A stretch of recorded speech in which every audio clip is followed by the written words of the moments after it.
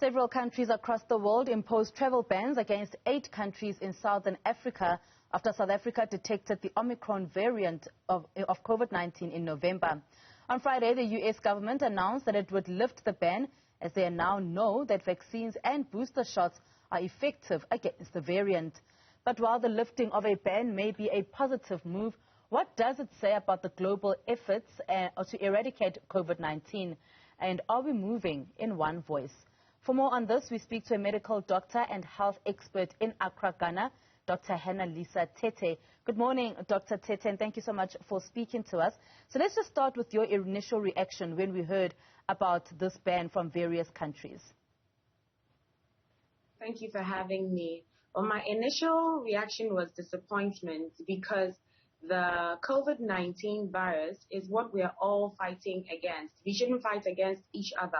So I didn't know why other countries would penalize others for discovering a variant in their place and then place travel restrictions on them when they weren't even sure if it was an inhabitant or a citizen of that particular country in which the variant was discovered that brought it about, or it was from their country that it was discovered. Dr. Tetteh, the White House press secretary, or the assistant, Kevin Munoz, came out and said that it gave the United States time to understand this virus. But then eventually we saw the virus pop up within the U.S. as well. Is it a bit knee-jerk from the West in the way they ban specifically African countries who are so good at finding these viruses because of the infrastructure? Yeah, that's what I was saying, that they weren't even sure if the first person to discover it, the fact that it was discovered in a particular African country, does not necessarily mean that the person was from that particular country. And it didn't mean that they needed time. We all need time, actually, to find about COVID, the virus itself, the variants and all. We learn on a daily basis. So for penalizing somebody for being honest or for being hardworking in discovering a variant is very bad, especially when there are other countries in which the variant had been discovered, and still they placed their travel restrictions until recently when some of them lifted them. So I think that it was very unfair, especially on African countries, and it was discriminatory. So we do now know that they are lifting this ban. What do you think about this, especially because, as you've just said, that it was not the right thing to do at that point in time? At least, well, now, maybe when we're talking and we're telling them that it's not the right thing to do, they would listen, because now they've realized that in as much as they place restrictions on African countries, the variant still spread in their countries as well, and they are recording very, very large numbers. So they realized that the restrictions did nothing to preventing the virus from coming into their place. Also, saying that you needed time to learn more about the variants and then learn more if the vaccine will be able to fight it is not too fair, because we're all learning about it. The WHO spoke about it, the UN spoke about it, but they still kept their restrictions until recently. So I really think that it's not fair, and it's difficult to justify that you needed time. No matter how you look at it, it would still be seen as discriminatory, especially when it was limited to particular countries. Dr. Tetteh, let me play devil's advocate here. Despite the WHO saying or lamenting the travel restrictions imposed by the West on specifically Africa, this virus, we know that it's a dangerous virus. We saw how destructive Delta was. Fortunately for us in southern Africa, the Omicron variant, not so much. But is it not a little bit, I suppose, ingenuine for us to say that the West are just knee-jerk reactions or reacting? Should they not be scared of the virus and find ways to contain it? Yes, they should be scared of the virus, find ways to contain it, but it shouldn't be specifically aimed at particular people. Because even when they discovered the variant in their places, the restrictions were still there. There were a lot of other countries that still discovered the virus and the variant, but the restrictions were still limited to particular countries. And so that's what I'm saying. And as much as you try to defend that you are trying to protect your people and find ways to protect them, which is in your interest, which is very good, it's difficult to justify that it wasn't discriminatory because these restrictions were limited to particular countries, especially South Africa, because they identified the variant. So now it's like you're being penalized for being honest. What do you think is going to happen when somebody discovers a new variant? Your guess is as good as mine. So, Doc, do you then think that there is a way that the two can actually work together, the Southern African countries together with the US and the UK? Do you think there's a way that they can work together to bring an end to, or to limit really the spread of the COVID-19 the COVID-19 pandemic in itself, but specifically the Omicron variant? But also, do you also believe, or do you think that there is a possibly lessons that can be learned here from everyone? Yes, I think we can work together. In fact, we've all been working together, but there have been a lot of challenges. You can't blame people for being scared. You can't blame people for wanting to protect their people first. Of course, every country's presidents and leaders will want to protect their countries first. But knee-jerk reactions are not really needed in times like these, because it's something that we are all fighting. And you don't know where the fact that somebody identifies it first does not mean that they should be penalized. It means you're encouraging dishonesty. Next time when somebody discovers something like that, they will keep quiet because they don't want any restriction. And the fact that it's in a country does not mean that it's not going to affect you. It's a global thing that we're all fighting. So we need to work together. Let's avoid knee-jerk reactions. Let's listen to the World Health Organization. They are in charge of health, and they're telling us, no, we shouldn't discriminate against certain countries. Also, if you want to place restrictions on everyone. Let it go across board. Don't let it be particular people, so that it doesn't create the impression as though you're discriminating against them. Because that in itself can bring a lot of problems. Now, we need to think about our mental health as well. There are people who are depressed as a result of this. These travel restrictions and bans have had serious economic difficulties on particular countries, which are things that we don't need this time around. So I think we can work together, avoid knee-jerk reactions. Let's all fight together and realize that it's the virus that's the enemy and not each other. Mauritius also imposed travel restrictions as well. Why do you think they would have done so? Well, like I said, every country first thinks about the people, the citizens, and how to protect them. So you can't really blame people who decide that this is what they should do to protect their people. But then again, I think that we need to be a bit circumspect, a bit patient, and not act out of fear.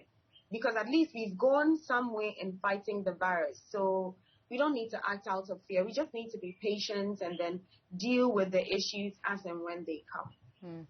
Now, Doc, you are currently in Ghana. Can you just give us an update as to what the situation is looking like there with the COVID-19 virus? Well, we've had the Omicron being detected. There's been community detection as well.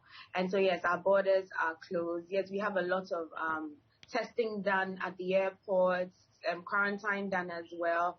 We have a lot of contact tracing still going on. And we are focusing more on WHO directives, safety precautions, social distancing, and all the other directives that have been given by the WHO.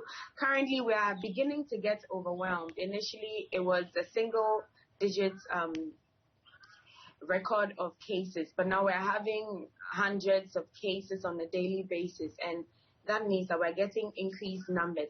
The only good side, if I can say, is that we're having a lot of recoveries, and most of them are seen on outpatient basis. So once they're seen on outpatient basis, our hospitals are not as overwhelmed as they were when the whole COVID-19 situation started. But then again, we can't say that it will get overwhelmed with time. So this is our current situation. Yes, the numbers are increasing. Yes, we're talking about vaccination, and we're increasing education as well and encouraging everybody to get vaccinated.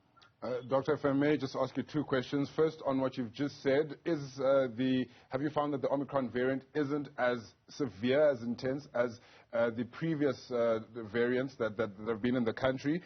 The second question I just want to ask you is, what would you suggest then would be the solution to these restrictions? We've seen mandatory quarantining when you travel, but that also costs a lot of money.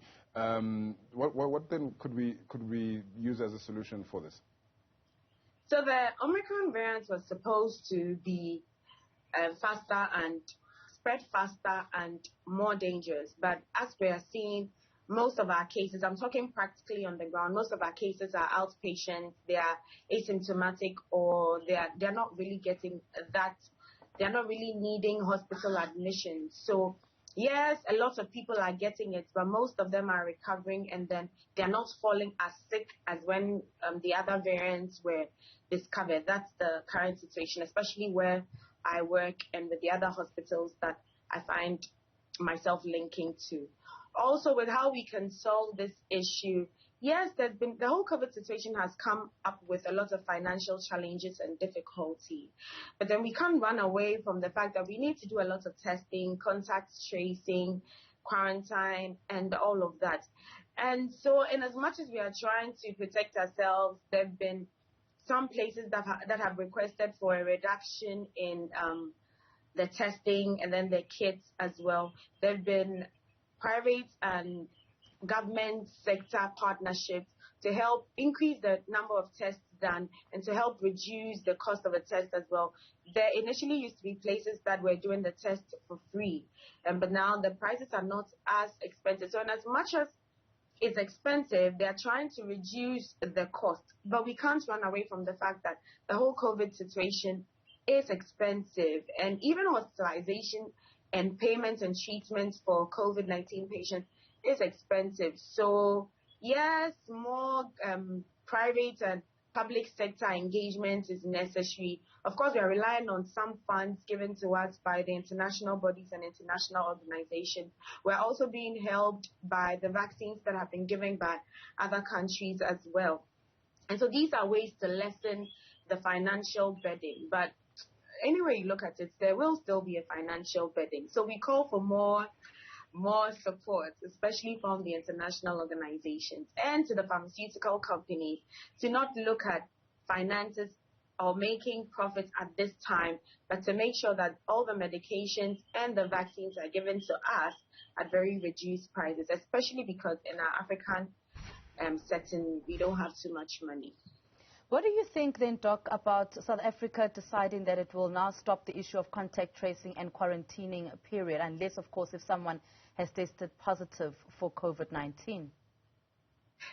Yes, I remember being asked this question not too long ago on an international platform, and my response was, the South African government, I believe, has their reasons for what they're doing. But we are going according to what the World Health Organization is recommending, because the more there are people who are asymptomatic, but then they may be able to still transmit it. If you don't keep them away from the general public, we know how COVID-19 is spread, contact. We can get more people infecting others and then increase the numbers. Also, it's not just the positive people that we need to take care of. Contact tracing is very important. It's really helped us because there are people who don't even know that they may have it. But once somebody tests positive and then we tell them that, tell us all the people you've been in contact with for the past 2 weeks, and then they reach out to them. Most of them who have actually come have actually tested positive. So these people come, they test positive, and then we isolate them. That way, we're reducing the risk of spread of these other people who were discovered through contact tracing. But imagine if we didn't do contact tracing. That means that these people, some of whom have no idea that this is what is happening, would still be going around and spreading. So how are we fighting the virus if we stop the contact tracing and then we stop the quarantine? So that's what we are doing in our place. But I believe your place, they have their reasons for what they're doing. Thank you so much for your time, Doctor. That is Dr. Hanna-Lisa Tetteh. She's a medical doctor and a health expert in Accra, Ghana, joining us this morning, just unpacking the COVID-19 travel ban that has been lifted by the United States.